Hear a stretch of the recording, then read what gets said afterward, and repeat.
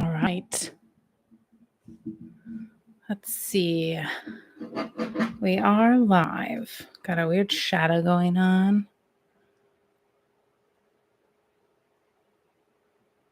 I don't want to allow. Let's go full screen mode.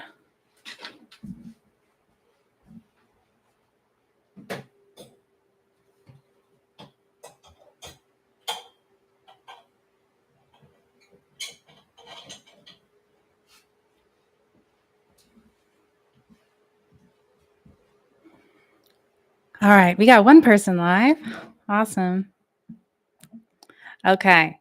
Well, I got this new microphone, which I'm pretty excited about. And actually, I got this mic to test out whether or not I could even do an audiobook. So that is partly the reason that I've got this microphone going and I decided to do this live reading. So let me know how the sound quality is and whether or not you notice any like huge improvements.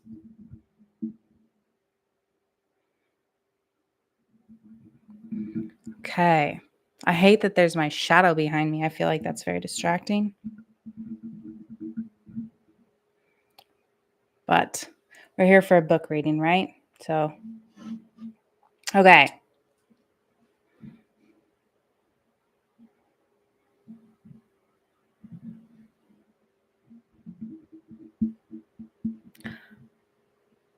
Oh, no, Lisa, you didn't miss it. We are just getting started. It took me a second to set up this microphone. So it took me a lot longer to prepare than I thought I was going to. But we're here now.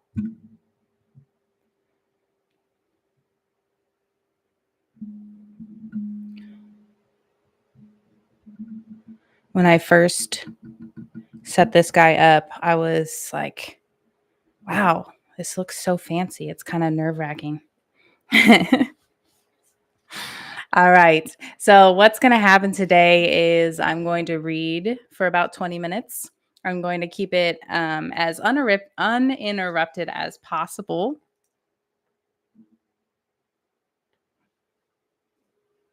So that I can keep the experience of the book reading going. Robert was so wonderful. He made me a cup of tea here. So, cheers, everybody.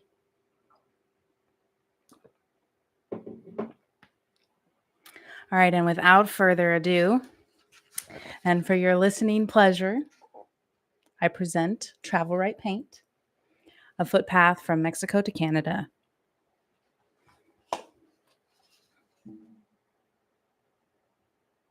Wanderlust never leaves. It only gets buried by the world.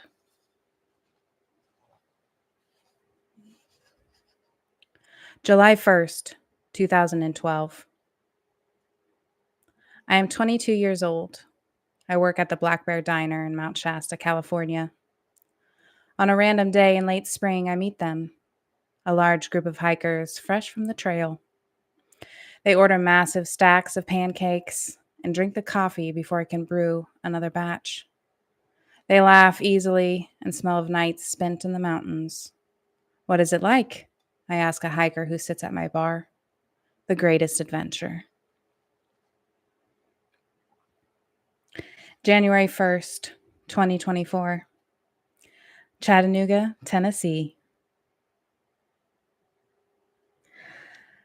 I have wanted to hike the Pacific Crest Trail since that first day at Black Bear Diner almost 10 years ago. It has been more or less the same for Robert, and I remember speaking of it on our first date together. Now it is here, a dream made reality, and one that has felt a lifetime in coming. We pinky promised each other almost 2 years ago that we would follow through with the hike and that we would follow through and hike the trail on our 10-year anniversary. We have been planning it ever since. We spent months living frugally, and it has been a constant practice in discipline and humility. Sometimes I simply felt poor. Nevertheless, we have saved $12,000 for this trip, $1,000 per person per month. It's somewhat less than what is recommended, We'll have to be frugal out on trail 2. This will be the longest trail we've ever hiked. January 25th. Today is marked on our calendar, a circle drawn around the date in a red dry eraser marker. In the morning, Robert and I checked our application. It's a lottery system, and we're given a time to apply. 6:20 p.m. Tennessee time. The day goes quickly, and on my way home, I stop at the grocery store. I buy Martinelli's apple cider and 2 pre-made sushi rolls. Robert is already waiting at our dining room table, the laptop open and website loaded. The Pacific Crest Trail Association only allows 45 hikers per day to start at Campo. The recommended month to leave for a through hike is April. This late in the afternoon, all the prime dates are sure to be filled. The time is 6:20 p.m. The calendar loads, and to our disbelief, we are left with only 2 options. Robert grabs a pen and paper, begins writing down the pros and cons. Leave much earlier than we intended, beginning of March, or much later, the end of May. We decide on the end of May, and to our horror, in the 5 minutes it has taken us to decide, May has already filled. Just pick one, Robert says urgently. It doesn't matter. He's right. Not getting a permit is unacceptable, so we select the only date we can, March 9th. Robert clinks his glass of sparkling cider against mine. I am eating the cold roll of sushi, though I hardly taste it. I'm overwhelmed because for the past months, we've always planned for leaving at the end of April. We will have to pack differently now, think differently, because in March, there will be a lot more snow. The screen on my laptop is different now. Robert and I shop the deals on REI for new puffy jackets and search Facebook Marketplace for used bear canisters. The reality that we will be starting the trail before thousands of other people hits bittersweet. Perhaps the early start time will be better for fire season. I research cold weather sleeping bags, ice axes, and snow spikes. I found the Trevor Spikes program and read of years prior when another hiker slid to his death on the San Jacinto Mountains. The program offers a small discount on microspikes and ice axes. They ship them to the Paradise Valley Cafe in Idlewild, California, where we can pick them up 150 miles north of Campo in the beginning of the San Jacinto Mountains. We will be fine, Robert says. I bet we won't even need them, but I buy them anyways. There will be longer food carries through the High Sierra this early in the season, but we decide we will figure that out along the trail.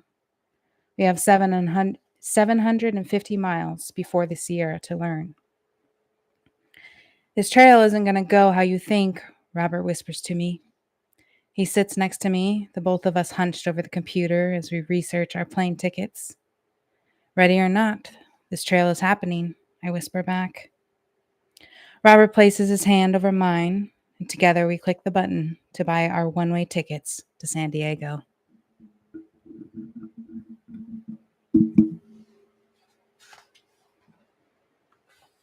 January 30th.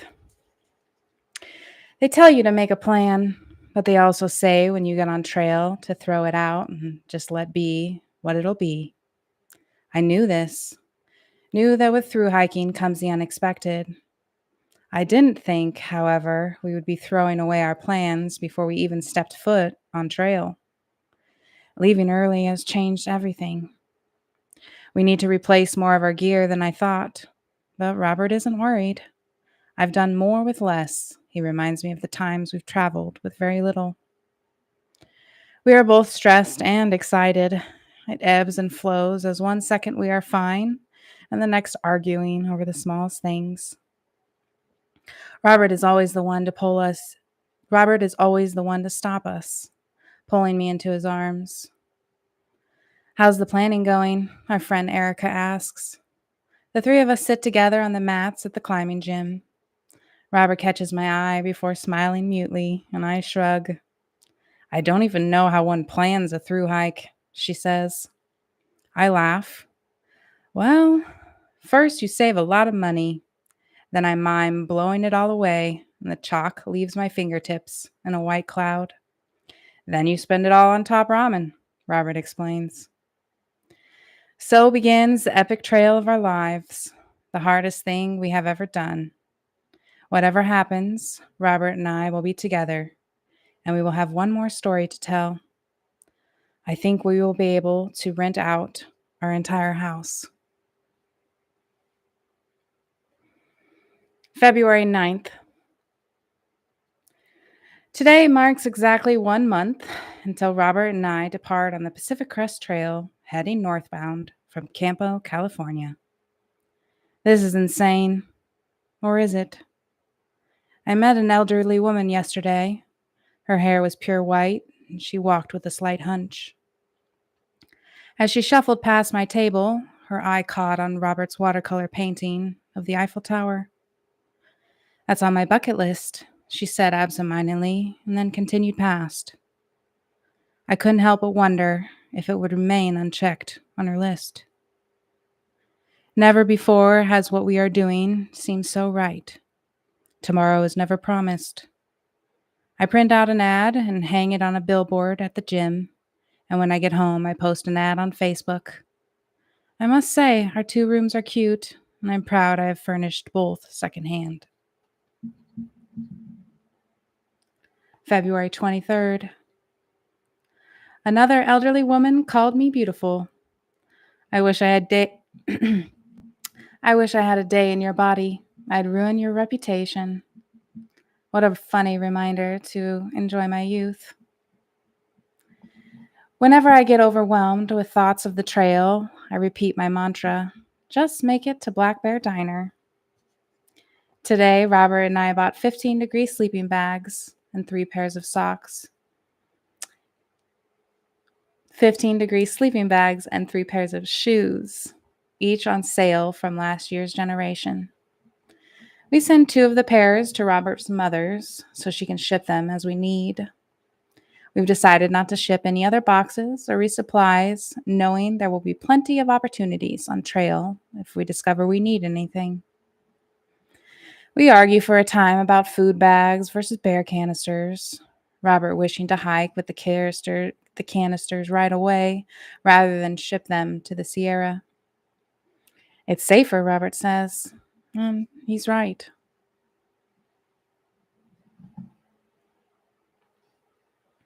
March 2nd. Only 4 days until we leave. People ask us how we are able to take 5 months off of work. I usually respond very carefully. Now I'm thinking that being careful isn't so much the right attitude, but rather being willing to dive into something head first and breathe later. As Robert and I walk the echoing hallways, the fluorescent lights make the shiny metal of the storage units stark white. It's almost 7 p.m., and we've just finished our last artisan market before we leave for California. Robert takes my hand, and we skip down towards the end of the hall. The rolling metal door squeaks when we open the empty unit. Here we go, Robert says, squeezing my hand. Ancient leaders on the shores of a new world would give the order to burn all the boats so that everything would depend on their success. Robert and I have rented out all of our 3 of our rooms, and everyone has signed a lease until September. We've burned all the boats. There is no returning home.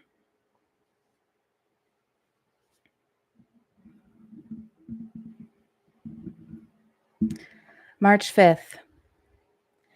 There are boxes stacked in the living room for one final trip to the storage unit. I can't believe we've rented out all 3 rooms, Robert says. It's a strange feeling when the pieces are actually falling into place. We are actually hiking the PCT.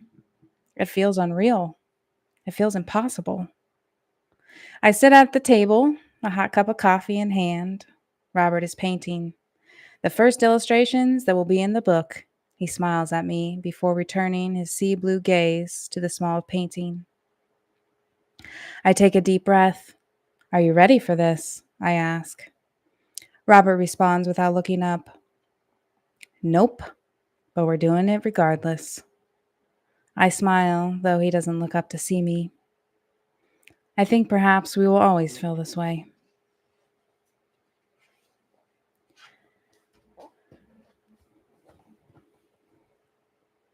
March 6th, San Diego, California.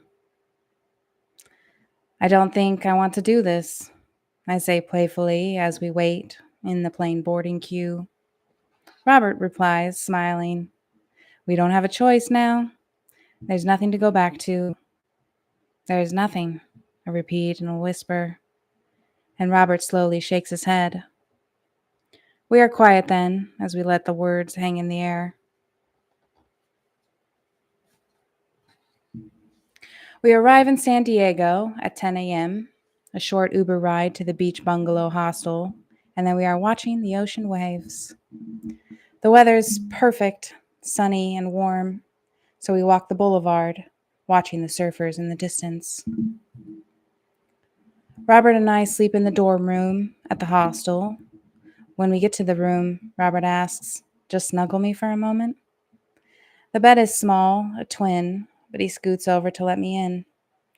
I'm reminded of when we first met and our travels together in Guatemala. We were all but strangers then, yet we shared a twin bed for months.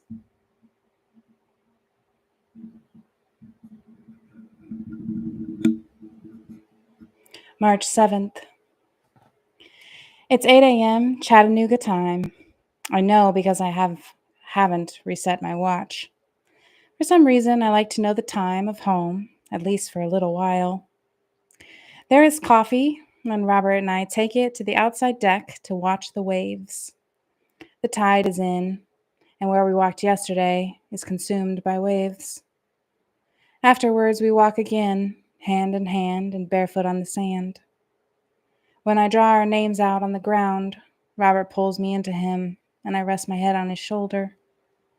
I'm nervous, I say, barely above a whisper. Robert kisses my ear. I know, he whispers back. At night, the hostel does a wine and paint night. We sit around talking with others while Robert paints with them.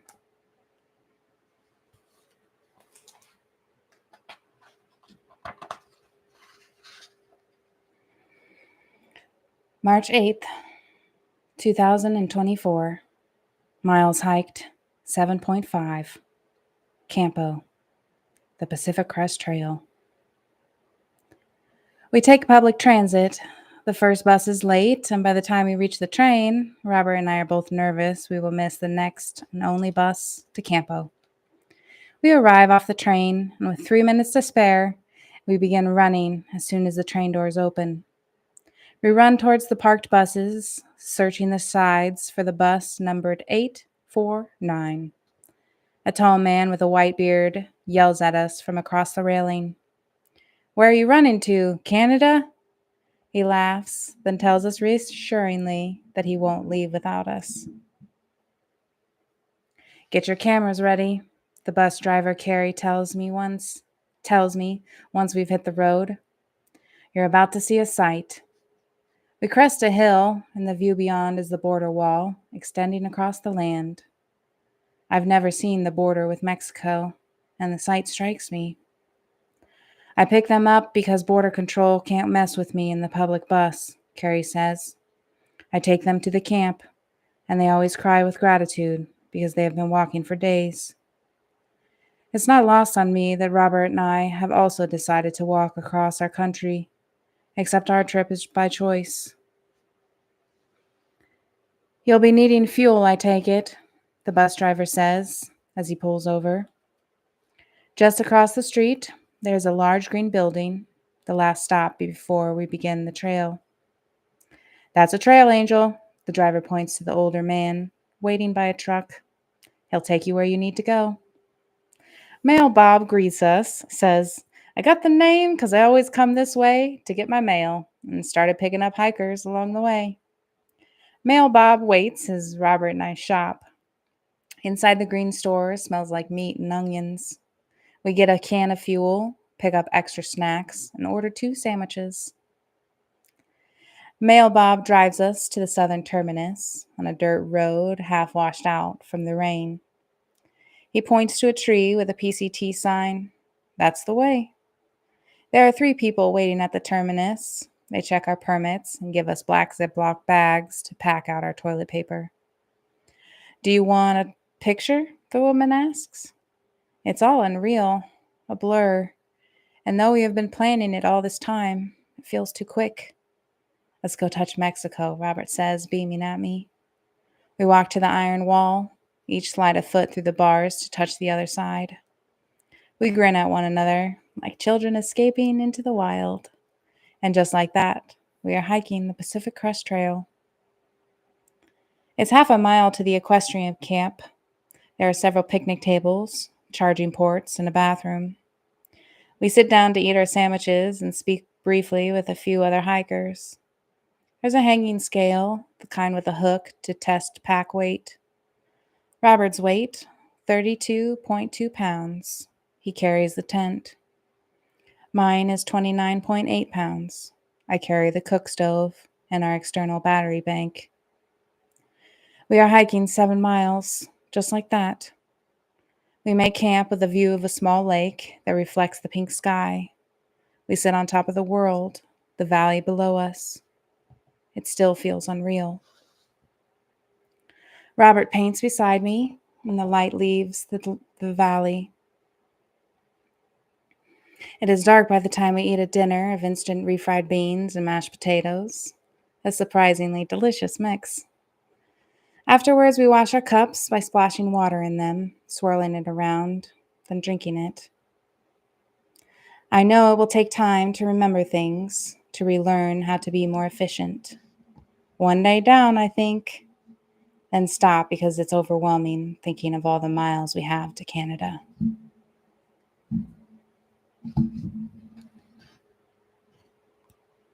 March 9th, miles hiked, 18.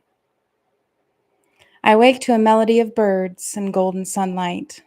My body is stiff, but otherwise I have slept well. Robert rubs my back. What have we got ourselves into? He says under his breath. Together we unzip the tent and watch as the sunlight illuminates the mountains on the horizon. It is a simple thing, watching the sunrise within a silent world, away from civilization, away from it all. We drink instant coffee that tastes only slightly like rosemary potatoes because we use a single cup for everything. We share a Pop-Tart, cinnamon and brown sugar. I'm already packing differently, Robert says to me. Everything will take extra time until we learn.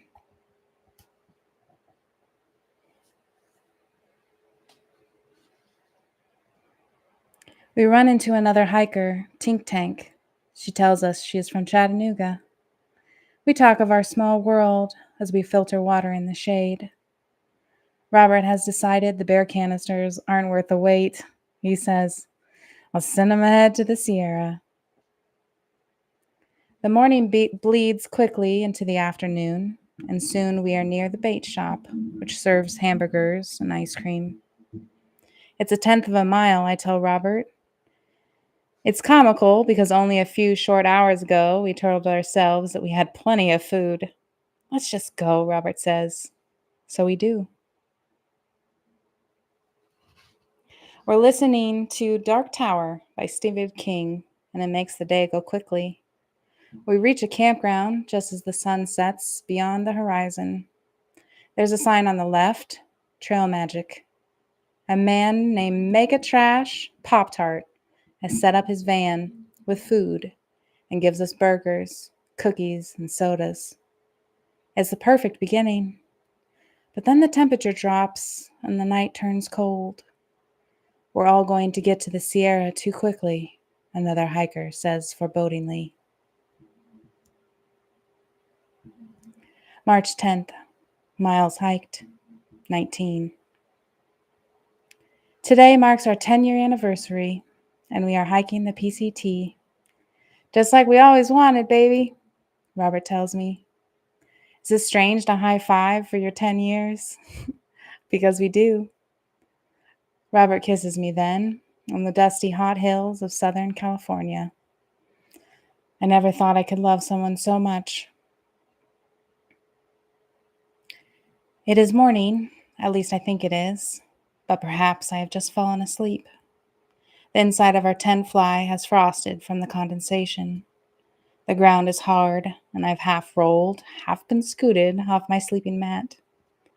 I didn't realize when we went to sleep that I had taken the downhill side. I nudge him gently, and Robert sleepily rolls away from me. Perhaps because of my troubled sleep or yesterday's long hike, I am lagging behind. Robert is annoyed and gets frustrated Robert is annoyed, and I get frustrated when he asks to take some of my weight. We argue, and Robert tells me to set the pace, so I hike my fastest, running down the hills. Whatever annoyance we had with one another is left behind in our dust, and then we are laughing, our faces flushed and dripping with sweat. We kiss one another. Well, Robert says, that's one way to push miles. We meet No Fly, a woman from Germany, and Caddyshack, a man who has hiked the PCT 3 times.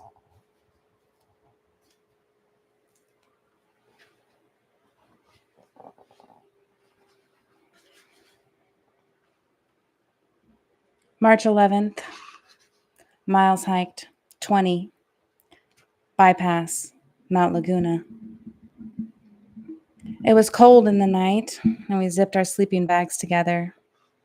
We decided to walk past Laguna, forgoing a hot breakfast and the extra stop it would take to hitchhike. We finished book 1 of Dark Tower and have not eaten anything save for a packet of crackers, the orange kind with peanut butter smashed in the middle. In the late morning, we stopped to collect water and make hot food, more mashed potatoes and refried beans. For lunch, we eat ramen with a packet of tuna and drink a hot cup of black instant coffee. I can feel that Robert is just as tired as I am. What food are you craving for our resupply? Robert asks. I'm lacing up my shoes from our break. Once when I was hiking the Appalachian Trail, I met 2 older men. You have to let your feet breathe, they told me, and I listened. I'm craving candy, Robert says, almost dreamily. Yes, I think candy does sound good. We see the view as we weave through the Manzanita forest, and it speaks of what is to come. Beyond, the desert is a snowy mountain, the first one we will climb in just short of 100 miles. We hike a ridge line with the low desert of Southern California sitting below us. Around us, dry, round boulders are nestled between spiny bushes with white branches. There is an icy wind, and I am imagining it coming from the snowy-capped mountains in the distance.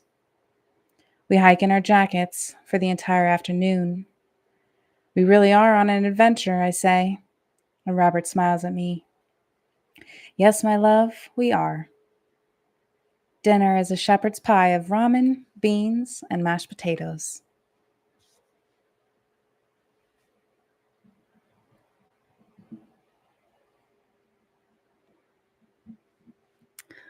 Well, everybody, that was actually 26 minutes of reading. Wow, that time really did fly. Okay, so for those of you who just joined on, thank you. Well, I shouldn't say just, but this is the first time I've been able to really look up. I also have been testing out this microphone that I just got. So let me know what you think about the sound quality. Oh my gosh, Terry.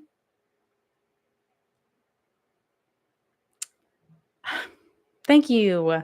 That was very wow. Okay.